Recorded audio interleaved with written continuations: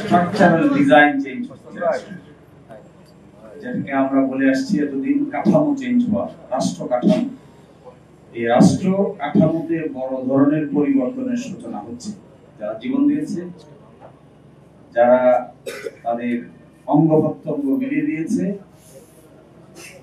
যারা বেঁচে আছে, তারা দেখতে পাবে যে তাদের এই সংগ্রামটা সাংবিধানিকতার ভিতরে ঢুকে একটা নতুন কাঠামোগত পরিবর্তন আসতেছে। That's why this is very important. এমন যদি হয়তো সংগ্রাম রাস্তায় করে মানুষ পক্ষে বিপক্ষে মতামত দেয়, কিন্তু এটা কখনো স্ট্রাকচারাল ডিজাইনে পরিবর্তন আনে না, তখন সেই সংগ্রাম রাস্তায় থেকে যায়, ওই সংগ্রাম আর পরিপূর্ণতা পায় না। কিন্তু এখানে সংগ্রামটা শাসনতন্ত্রে পরিবর্তন আসছে। কি ধরনের পরিবর্তন? বড় ধরনের পরিবর্তন এসে যাচ্ছে শাসনতন্ত্রে। তার মধ্যে একেবারে মূল নীতি থেকে শুরু করে যে কয়টা চমকপ্রদ পরিবর্তন। যিনি প্রধানমন্ত্রী হবেন তিনি একই সালে দলীয় প্রধানের দায়িত্বে থাকতে পারবেন না। এই পরিবর্তন বিরাট ব্যাপার। আগে আমরা দেখেছি এক ব্যক্তি প্রধানমন্ত্রী, তিনি দলেরও প্রধান, তিনি হাউসেরও প্রধান, তিনি সরকারের প্রধান, সবই গণভবন। কিন্তু এখন যিনি দলের প্রধান হবেন তিনি আর প্রধানমন্ত্রী হতে পারবেন। খুব ইম্পর্টেন্ট প্রশ্ন। আরেকটা বড় প্রশ্ন এখানে হয়ে গেছে, এসে যাচ্ছে, 10 বছরের বেশি কেউ ওই পাওয়ার স্ট্রাকচারের প্রাইম মিনিস্টার থাকতে পারবেন না, বিরোধীদের হোক আর একটা না। বিরাট পরিবর্তন। একবার চিন্তা করেন, যতই অসুবিধাজনক শাসন আসুক না কেন, যত কঠিন শাসকেরই জন্ম হোক না কেন, 10 বছরের বেশি না। 10 বছর পরে তিনি ইনভ্যালিড হয়ে যাবে। সাংঘাতিক প্রশ্ন। এটা একবার চোখ খুললেই বাইরে হয়ে যাবে। এবার যারা প্রথম ভোট দেবে তারা একজন শাসক দেখেছে, একটা, দুইটা, তিনটা, কনজিকিউটিভ 15 বছর। কিন্তু এখন যে পরিবর্তনের সূচনা করা হচ্ছে সেখানে 10 বছর পরে অটো ওই ব্যক্তি ইনভ্যালিড হয়ে যাবে, কনস্টিটিউশনালি বার্ড হয়ে যাবে। বিরাট স্ট্রাকচারাল ডিজাইন পরিবর্তন হয়ে যাচ্ছে। পার্লামেন্টের দুইটা হয়ে যাবে, একটা হয়ে যাবে উচ্চ কক্ষ, একটা হয়ে যাবে নিম্ন কক্ষ। উচ্চ কক্ষ গঠিত হবে, নিম্ন কক্ষের নির্বাচনে যে পার্সেন্টেজ হবে এই পার্সেন্টেজ অনুযায়ী উচ্চ কক্ষ গঠিত হবে। কোন দল যদি 5% পায়, 5% এর বিনিময়ে তিনি 100 আসনের মধ্যে 5 জন পাবেন। কোন দল যদি 20% পায়, 100 আসনের এগেইনস্টে তিনি 20টা আসন পাবেন। কোন দল যদি 60% পায়, 100 আসনের এগেইনস্টে তিনি 60টা পদ পাবেন উচ্চ কক্ষে। তাহলে দেখবেন উচ্চ কক্ষে কোন দলের পক্ষেই এককভাবে সংখ্যাগরিষ্ঠতা অর্জন করা সম্ভব হবে না। ধরেন বাংলাদেশে একটা দল এককভাবে কত পার্সেন্ট ভোট পায়? 30, 40, 45, 42, 43, তাহলে 100 ভিতরে 43 জন পাবে। এর মানে কি দাঁড়াচ্ছে? এটার নাম হবে সিনেট। এখানে প্রস্তাব করেছে এটার নাম হবে সিনেট। নিম্ন কক্ষের নাম হবে সংসদ, উচ্চ কক্ষের নাম হবে সিনেট। তাহলে নিম্ন কক্ষে একটা বিষয় পাস হয়ে যাওয়ার পরে উচ্চ কক্ষের একজন স্পিকার, ডেপুটি স্পিকার আছে, নিম্ন কক্ষের আরেকজন স্পিকার, ডেপুটি স্পিকার আছে।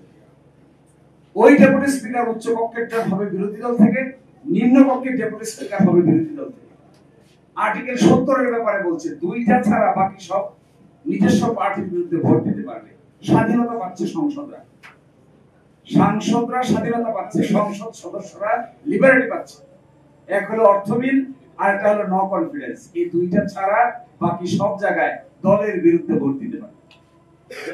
প্রাইম মিনিস্টারের পার্টির মেম্বার অফ পার্লামেন্ট থাকা সত্ত্বেও প্রাইম মিনিস্টারের মতের বিরুদ্ধে গিয়ে আলোচনাও করতে পারবে, ভোটও দিতে পারবে, এগ্রিও করতে পারবে, ডিসএগ্রিও করতে পারবে। যে আমার ভাই যারা মৃত্যুবরণ করেছেন তাদের জীবনের বিনিময়ে, রক্তের বিনিময়ে structural design of the state পরিবর্তন হচ্ছে। সাংঘাতিক ব্যাপার। এটা যদি প্র্যাকটিস করা যায় আগামী 10, 20, 30 বছর, তাহলে বাংলাদেশ একটা নতুন শেপ নিবে, নতুন একটা কাঠামোগত পরিবর্তন ডেভেলপ হবে। 30 বছর চিন্তা করেন, চোখ বন্ধ করে 30 বছরে 10 বছর 10 বছর করে 3 জন লোক আসতে গেছে। যে লোক সরকার প্রধান সেই লোক পার্টি প্রধান না, যে লোক হলো উচ্চ কক্ষে আছে সেই লোক নিম্ন কক্ষে নাই, উচ্চ কক্ষে মেজরিটি এক দলের, নিম্ন কক্ষে মেজরিটি আরেক দলের। উচ্চ কক্ষে হলে 20 জন কোনোভাবেই একমত হতে পারছে না, নিম্নকক্ষে একমত হয়ে যাচ্ছে। এই যে একটা বিরাট বড় পলিটিক্যাল ডিসকাশনের জায়গা ওপেন হচ্ছে, এটা 30 বছর কন্টিনিউ করলে nation will see a new dimension in the political atmosphere. এখন আমাদের ভাইয়েরা রক্ত দিয়েছে, জীবন দিয়েছে, কারণ এগুলো হচ্ছে। যেমন ধরেন এখন যে প্রস্তাবটা করেছে, বলেছেন প্রথম প্রস্তাব হবে কি গণভোটের ক্ষেত্রে, এটা বলেছে একটা আদেশ জারি হবে। এইটা দেখে আমি খুব আশান্বিত হয়েছি। এটা এখন বসে বসে পড়ছিলাম, এখানে বলা হচ্ছে আদেশটা কে জারি করবে। বলছে এই আদেশ জারি করবে হলো সরকার। সেহেতু সরকার গণ অভ্যুত্থানের মাধ্যমে প্রকাশিত জনগণের সার্বভৌম ক্ষমতা অভিপ্রায়ের ভিত্তিতে এই আদেশ জারি করিল। বড় একটা বিতর্ক থেকে বের হচ্ছে, যে বিতর্কটা আমরা ঐকমত্য কমিশনে বারবার করার চেষ্টা করেছিলাম। ঐকমত্য কমিশনে তারা বলেছে সরকারের মূল ভিত্তি 106, সংবিধানের 106 অনুচ্ছেদ। এখান থেকে বের করতে কি যে সংগ্রাম করতে হয়েছে, এই সংগ্রাম এখন বাস্তবে রূপান্তরিত হচ্ছে। এখন আর 106 নাই, এখন এসে কি বলছেন, জনগণের সার্বভৌম ক্ষমতা ও অভিপ্রায়ের ভিত্তিতে এই আদেশ জারি করিল। এখন এনসিপি সহ বাকি সবার সাকসেস হবে যদি ডক্টর ইউনূসের নেতৃত্বে গঠিত সরকার ওই অট্টালিকার বাইরে এসে জনগণকে সাথে নিয়ে এই আদেশ জারি করতে পারেন, তাহলে that will B A real atmosphere. এবং দেখেন আরো ইন্টারেস্টিং, জুলাই জাতীয় সনদ বাস্তবায়ন আদেশ 25 উইদিন ব্র্যাকেট আছে সংবিধান সংস্কার। সংবিধান সংস্কার আদেশ দিয়ে দেওয়া হচ্ছে। এই আদেশটা জনগণকে নিয়ে ঘোষণা করা হচ্ছে, একটা গণভোট অনুষ্ঠিত হচ্ছে। গণভোটে কোনো ডিসেন্টিং থাকছে না, বড় ধরনের পরিবর্তন আসতেছে। গণভোটের মাধ্যমে হা হয়ে গেলে এগুলো সংবিধানে ঢুকে যাচ্ছে।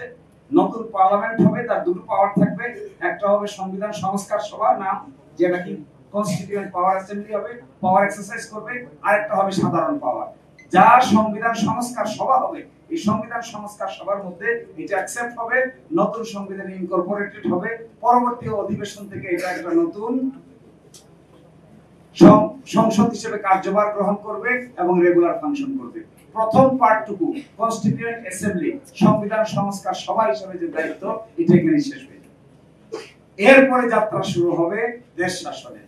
এই প্রক্রিয়াটা এখন যদি স্মুথলি পার করা যায়, without any unnecessary debate, without any unnecessary interruption, এই প্রক্রিয়াটা যদি পার করে নতুন সংসদ গঠন করা পর্যন্ত প্রক্রিয়ার মধ্যে যাওয়া যায়, সংবিধান সংস্কার সভা তার দায়িত্ব পালন শেষ, এরপরে নতুন পার্লামেন্ট যাত্রা শুরু করবে। এই অংশটুকু যদি এখানে ইনকর্পোরেট করে বাস্তবায়নের জায়গায় যাওয়া যায়, আমার ধারণা এই 1-1.5 বছরের সংগ্রাম একেবারে স্ট্রাকচারাল ডিজাইন পরিবর্তন করে বাস্তবে রূপান্তরিত হবে। মেজর ডিসেন্টিং পার্টটুকুতে যদি সরে আসেছে, যেখানে মেজর ডিসেন্টিং পার্ট ছিল এক জায়গায়, সেটা ছিল উচ্চকক্ষ নিম্নকক্ষ। উচ্চকক্ষ নিম্নকক্ষের জায়গায় আমরা মেজর ডিসেন্টিং ছিলাম না। মেজর ডিসেন্টিং ছিল উচ্চকক্ষ গঠিত হবে পিআর এর মাধ্যমে, এই জায়গায় ছিল মেজর ডিসেন্টিং। উচ্চকক্ষকে পিআর এর মাধ্যমে গঠন হতে দেওয়া হবে না, এখানে নট অফ ডিসেন্ট দেওয়া হয়েছিল। আরেক জায়গায় দেওয়া হয়েছিল যে এক ব্যক্তি প্রাইম মিনিস্টার হবেন, আবার দলীয় প্রধান থাকবেন না, এই জায়গায় নোট অফ ডিসেন্ট দেওয়া হয়েছে। নোট অফ ডিসেন্টের এই জায়গাগুলো আমাদের সামনে একটা স্টাম্বলিং ব্লক ক্রিয়েট করেছে। কেয়ারটেকার গভর্নমেন্ট কেমন হবে, তার এখানে 5টা প্রপোজাল দেওয়া হয়েছে। Option 1, option 2, 3, 4, 5। চতুর্থ অপশনে গিয়ে একটা দুইটা বড় দল এখানে নোট অফ ডিসেন্ট দিয়েছিলেন। এই নোট অফ ডিসেন্টটাও এখানে থাকছে না। এটা দেখে আই বিকাম ভেরি হ্যাপি যে নোট অফ ডিসেন্টের কবল থেকে আমরা মুক্তি পেয়েছি। যে যাই নোট অফ ডিসেন্ট দিয়েছেন, আমি মনে করি যে দলই দিয়ে থাকে, জামাত ইসলামী দেন, বিএনপি দেন, এনসিপি দেন, যে যেখানে নোট অফ ডিসেন্ট দিয়েছেন, এই নোট অফ ডিসেন্ট গুলো স্বেচ্ছায় সজ্ঞানে নিজ দায়িত্বে সকলেরই তুলে নেওয়া দরকার এবং এই বিতর্কে আর যাওয়ার প্রয়োজন নাই। লাস্ট কথা বলে শেষ করে দিচ্ছি আমি। সবচেয়ে ইন্টারেস্টিং মনে হয়েছে একটা কথা, আপনি প্রশ্নটা কিভাবে যাবে, আপনি কি জুলাই জাতীয় সনদ বাস্তবায়ন আদেশ 25 এবং ইহার তফসিল 1 এ সন্নিবেশিত সংবিধান সংস্কার প্রস্তাব সমূহের প্রতি আপনার সম্মতি জ্ঞাপন করিতেছেন কি না, এই হবে গণভোটের সাবজেক্ট ম্যাটার। যারা হ্যাঁ হচ্ছে তারা হ্যাঁ বলবে, যারা না হচ্ছে তারা না বলবে। যদি হ্যাঁ বলেন তাহলে এই সঙ্গে তফসিল একে সন্নিবেশিত সংবিধান সংস্কার সংক্রান্ত একটা কথা কিন্তু একটু মনে রাখতে হবে, সংস্কার কিন্তু 84টার সবগুলো সংবিধান সংস্কার সংক্রান্ত না, অর্থাৎ সবগুলো গণভোটে যাচ্ছে না। গণভোটে যাবে শুধুমাত্র সংবিধানের সঙ্গে প্রাসঙ্গিক বিষয়, আর বাকিটা এক অংশ যাচ্ছে বিধি এবং আইন জারির মাধ্যমে, আর এক অংশ যাচ্ছে প্রশাসনিক ক্ষমতা প্রয়োগ করে এক্সিকিউটিভ আদেশের মাধ্যমে। সুতরাং এখানকার সাবজেক্ট ম্যাটার থাকছে শুধুমাত্র সংবিধান সংস্কার রিলেটেড যেগুলো আছে সেটারই গণভোটের প্রয়োজন, বাকিগুলোতে কোনো গণভোটের প্রয়োজন নাই। ফলে এটা যদি অ্যাকসেপ্ট হয়ে আসে, আমার ধারণা অ্যাকসেপ্ট হয়ে আসবে। এখন একটা বিতর্ক আছে এখানে, সামনে ওই দিন হবে নাকি আগে হবে। আমরা বলেছিলাম আগে হোক, আগে হওয়া উচিত, এবং এখনো যতটুকু সময় আছে একটা ভোটের সঙ্গে আরেকটা ভোটকে মিলালে এটা তার গুরুত্ব হারিয়ে ফেলতে পারে। এটা মেজর একটা বিষয়। আমরা মনে করি, এখনো মনে করি এটা আগে হওয়া উচিত। এখনো নভেম্বরের এন্ডে এই রেফারেন্ডাম অনুষ্ঠিত হতে পারে, আর ডিসেম্বরে প্রথম সপ্তাহে যে শিডিউল ডিক্লেয়ার করার কথা বলা হয়েছে সেটাও হতে পারে, আবার ফেব্রুয়ারি মাসে যে নির্বাচন অনুষ্ঠানের কথা বলা হয়েছে সেটাও হতে পারে। কিন্তু অতীতের যে সমস্ত গণভোট হয়েছে সেগুলো গণভোটের দিন ডিক্লেয়ার করা থাকে 21 দিন, 19 দিন, 29 দিন এই সময়ের ভিতরে হয়েছে। ফলে আজকে হলো অক্টোবর মাসের 28-29 তারিখ, নভেম্বরের শেষ সপ্তাহে এরকম একটা গণভোটের আয়োজন হতে কোনো আপত্তি থাকার কারো কথা আছে বলে আমার কাছে মনে হয় না। কারণ everything is ready, everything is prepared. এখানে কোনো ক্যাম্পেইন নাই, এখানে কোনো বাড়তি কিছু নাই, শুধু ব্যালট বাক্স যাবে। এখানে পক্ষ বিপক্ষ নমিনেশন নাই, উইথড্রয়াল নাই, মামলা নাই, পক্ষ বিপক্ষ হাইকোর্ট নাই, সুপ্রিম কোর্ট নাই। ভেরি ইজি জব, চাইলে এটা করা যায়। ফলে আমাদের কথাটা এখানে শেষ করে দিচ্ছি। এনসিপি কে আমি ধন্যবাদ জানাচ্ছি যে আজকে তারা এই আলোচনাটা করেছে। আরেকটা ধন্যবাদ জানাচ্ছি, ভিতরের কথা বাইরে বলে ধন্যবাদ জানাচ্ছি, তাদের এই পলিটিক্যাল স্ট্যান্ড যেটা তারা নিয়েছিল এখানে স্বাক্ষর না করে, এই স্বাক্ষর না করে নেওয়া পলিটিক্যাল স্ট্যান্ডটা অনেক সময় পেশেন্স ইজ বিটার হয় কিন্তু ইজ সুইট হয়। ধৈর্যটা অনেক সময় তিক্ত হয় কিন্তু তার ফলাফলটা অনেক সময় মধুর হয়। তো আজকে মনে হচ্ছে patience is bitter but is fruit is sweet. মনে হচ্ছে আজকের এই আদেশটা দেখে এখন তারা দেখেছে, এখন তারা স্বাক্ষর করবে, এটা জারি হবে, বাংলাদেশ নতুন চ্যাপ্টারে অন্তর্ভুক্ত হবে। এই কথা বলে এখানে শেষ করছি।